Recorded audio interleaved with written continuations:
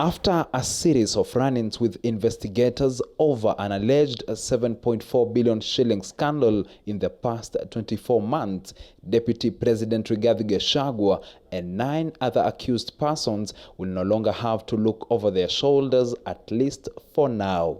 The Milimani Anti-Corruption Court Thursday morning granted an application filed on Wednesday by the Office of the Director of Public Prosecutions seeking to withdraw the graft charges against DP Gachagua and 9 others due to insufficient evidence. There being no objection to the substantive application by the prosecution to have the matter withdrawn under Section 87A of the Criminal Procedure Code, the application is hereby granted.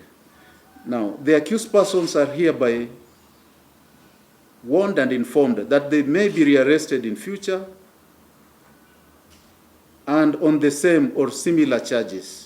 The court further directed that the 12 million shillings deposited by Gachagua as bail be returned to the deputy president, while passports also taken from his co-accused, among them Nyeri Senator Wahome Wamatinga, be returned to them as well.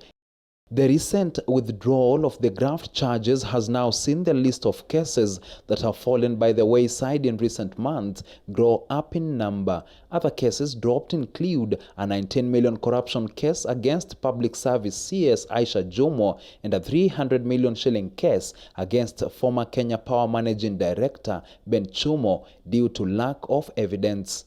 In Thursday's ruling, Milimani Senior Principal Magistrate Victor Nakumile put the DPP and the DCI on the spot over the recent rise in withdrawn cases, blaming the two for preferring charges against accused persons without tying every loose end.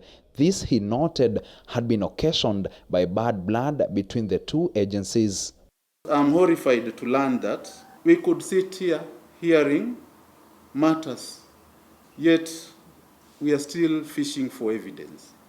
We write and write and write. Yet the matter, some matters really, it would appear, have been brought probably on account of public interest. In his ruling, the senior principal magistrate has recommended the creation of a pre-trial judge with the main duty of ensuring that cases meet the evidential threshold. I know of people who have divorced because they took plea.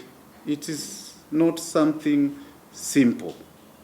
The decision to charge, in my view, must be exercised judiciously, sapiently, impartially, and independently. He has further recommended that lawful action be taken upon the DPP or the DCI in instances where charges are preferred prematurely. With the introduction of personal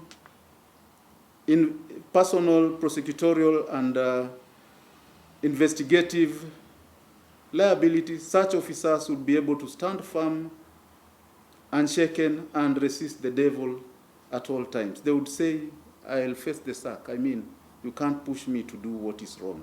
Nakumile insisted that it was time that both the DPP and the DCI began to own up to their mistakes that have so far seen numerous corruption scandals remain a mystery. David Muthoka, KTN News, Nairobi.